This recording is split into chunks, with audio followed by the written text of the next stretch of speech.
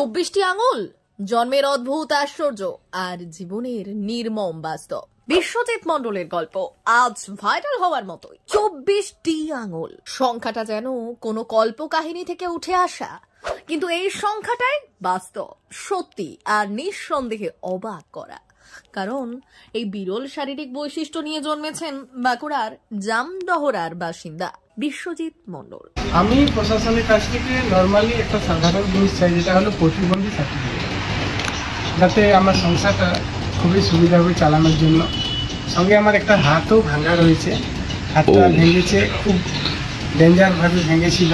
এই জন্য আমি সরকারের কাছে অনেকবার আবেদন করেছি, প্রশাসন আমাকে দেখেনি বা দেখার চেষ্টা করেনি। আমার কাছে আবেদন কপিগুলো রয়েছে, প্রতিবন্ধী সার্টিফিকেটের জন্য অনেকবার আমি আবেদন করেছি, কিন্তু আমাকে সরকার দেখেনি।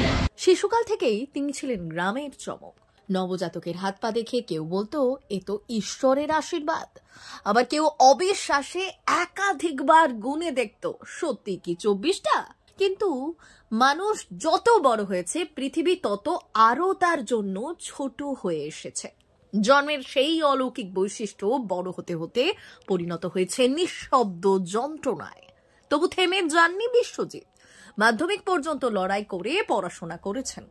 একসময় ভেবেছিলেন অন্যদের মতো তিনিও এগোবেন নিজের পথে। ঠিক তখনই জীবনের মোড় ঘুরে যায় এক ভয়ানক দুর্ঘটনায়। ভেঙে যায় বাঁ হাত, হয়ে পড়ে প্রায় অচল, শরীরের বোঝা বাড়ে আর স্বপ্নগুলো এক এক করে ছোট হতে থাকে। এখন তার বেঁচে থাকার প্রধান ভরসা হওয়ার কথা ছিল প্রতিবন্ধী সার্টিফিকেট, কিন্তু এটি যেন তার জীবনের সবচেয়ে কঠিন যুদ্ধ। আমার একটাই দাবি, যেন প্রতিবন্ধী সার্টিফিকেটটা আমার হয়, পরবর্তীকালে হয়তো আমার কর্মসূত্রে কোথাও কাজে লাগতে পারে। এটাই আমার দাবি। এটাই দাবি তোমার? হ্যাঁ, আর কোনো দাবি নেই। তোমার কি 24টাই আঙুল? তাহলে আমার 24টা আঙুল। অফিস থেকে অফিস ছুটে ছুটে ক্লান্ত বিশ্বজিৎ। ফাইল ওঠে, আবার নামেও না।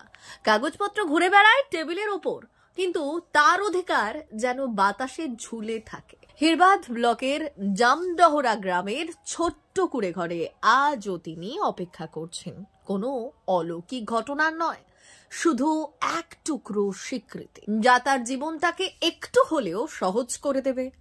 24টি আঙুল নিয়ে জন্মানো মানুষটিকে দেখে মানুষ আজও অবাক হয়, কিন্তু তার জীবনের লড়াই, তার নিঃশব্দ কষ্ট কেউ দেখে না।